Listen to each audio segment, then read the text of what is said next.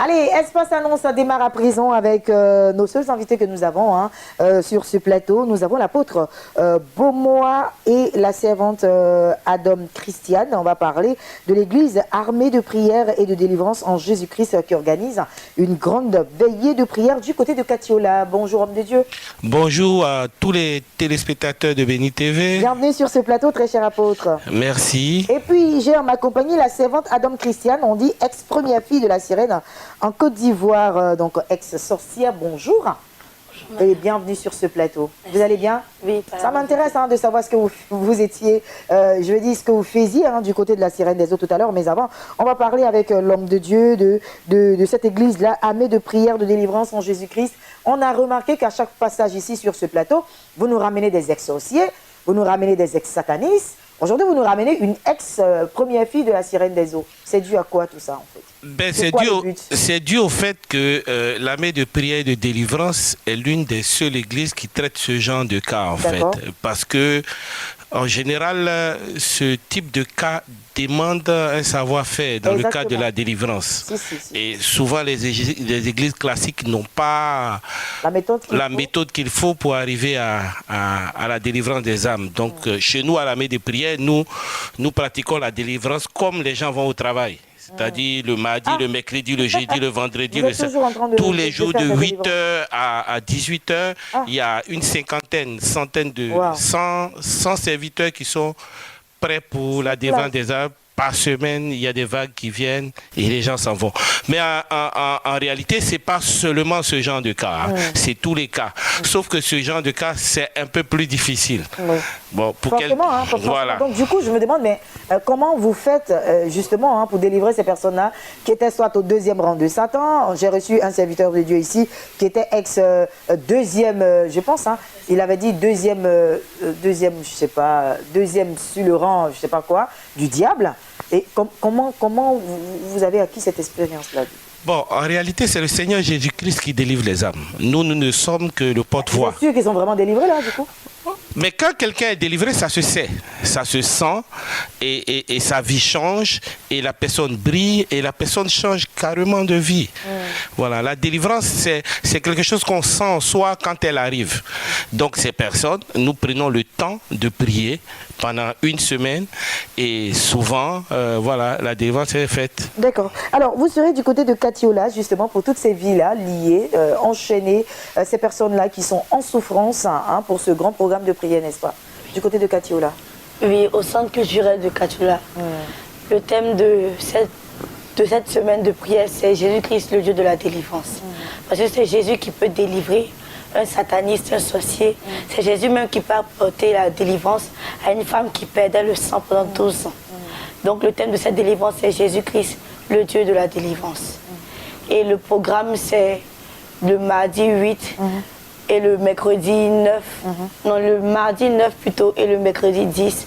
Un programme de prière de délivrance de 19h à 22h pour des âmes. Il y a aussi une grande veille de prière le vendredi 11. De 19h à l'aube. De 19h à l'aube au centre culturel de Katiola. Alors, avant de revenir à l'apôtre pour lancer l'appel, bien évidemment à toutes les personnes qui nous suivent depuis Katiola, je reste avec vous. Très chère servante de Dieu, vous êtes super jeune, j'imagine déjà. Vous étiez ex-première fille de la sirène des eaux en Côte d'Ivoire. À quel âge exactement? À l'âge de 10 ans. 10 ans? J'ai travaillé avec la sirène des eaux pendant 5 ans, c'est-à-dire de mes 10 ans à mes 15 ans. Et comment s'est faite la rencontre? Tu l'as vue, la sirène? J'ai vu plusieurs sirènes. Où ça? Dans les eaux. Dans le monde spirituel. Tu dormais ou bien tu étais réveillée? Non, je ne dormais pas, j'étais réveillée. Donc explique-nous comment ça s'est passé. En fait, moi j'ai commencé à travailler dans la sorcellerie à l'âge de 3 ans. Initiée par qui? Par ma grand-mère. D'accord. Elle fait partie de ma famille. Donc j'ai commencé à travailler dans la sorcellerie à l'âge de 3 ans. Et lorsque je suis passée par le baptême catholique à mes 10 ans, je suis montée en puissance. Donc le monde spirituel a trouvé bon que je monte dans la dimension des eaux. D'accord. Parce que bien avant ma naissance, il avait été prévu que moi je domine en fait chez la sirène des eaux, sur un groupe de personnes. D'accord. Donc à mes 10 ans, j'ai commencé à travailler avec la sirène des eaux, avec plusieurs sirènes, mais celle avec qui je travaille, c'était la sirène rouge. La sirène rouge, il y en a combien? La rouge, il y a la quoi encore? Il y a plusieurs sirènes. Mais elle, c'est la divinité qui travaille dans la magie rouge.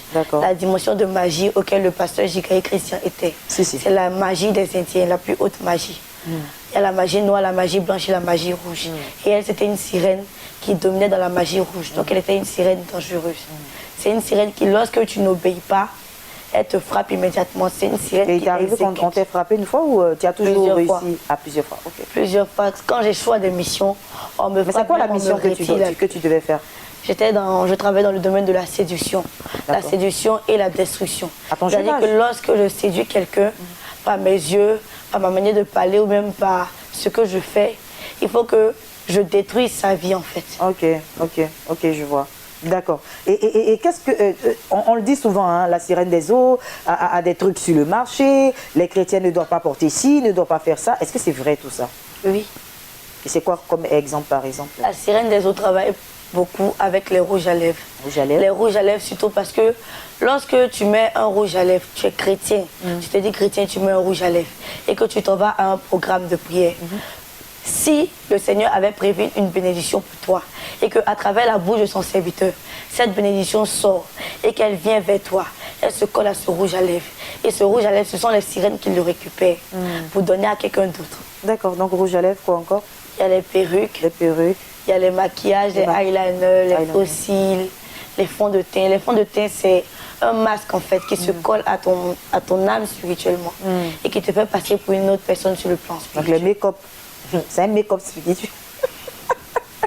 Alors, on va pas rigoler avec tout ça, c'est très sérieux là. Et la délivrance est venue comment? Donc 10 ans, de 10 ans tu as dit, hein, de 10 ans jusqu'à 15 ans. J'ai travaillé avec la sirène. Mais j'ai commencé à travailler dans le monde de la sorcellerie à partir de mes 3 ans. 3 ans. Donc j'ai fait 12 ans dans le monde spirituel. Et là, tu as quel âge maintenant? 16 ans. 16 ans. Waouh. Donc tu viens fraîchement de te convertir. Fraîchement de te convertir. J'espère que la délivrance c'est bien faite. Oui, la délivrance est bien faite. Voilà, en fait, la délivrance pour une personne qui a la sorcellerie demande d'abord sa propre volonté. Et sa propre volonté, et surtout, après la volonté, il y a la confession. Parce que s'il y a des choses qui sont cachées, le monde spirituel est un monde qui est visible. Dans le spirituel, rien n'est caché.